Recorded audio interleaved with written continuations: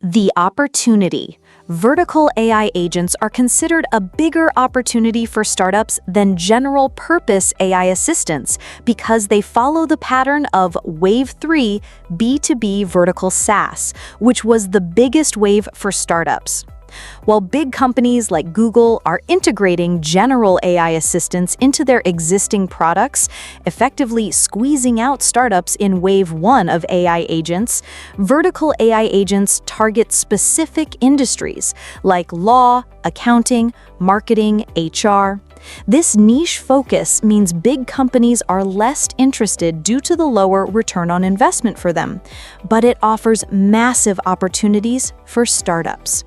Crucially, a vertical AI agent can replace not just the software an employee uses, but the work the employee does, making its market size the software budget plus the payroll of the team it replaces.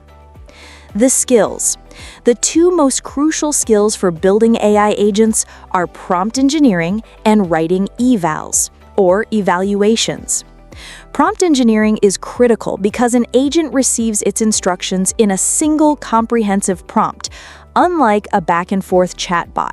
The prompt must be incredibly clear and detailed, while also balancing instruction and flexibility to allow the agent to act autonomously without being overly restricted.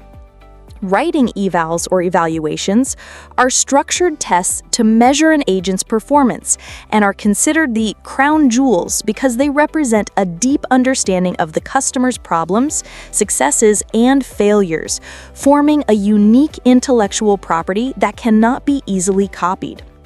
Evals are used to test the agent's task completion, reasoning quality, tool use, and robustness. The action plan. The very first step you should take when deciding to build a vertical AI agent is choose your niche. It is advised to pick a vertical industry in which you already have domain knowledge, as your expertise will be your advantage. Within that niche, you should then identify a pain point, specifically a task that is repetitive, administrative, and boring.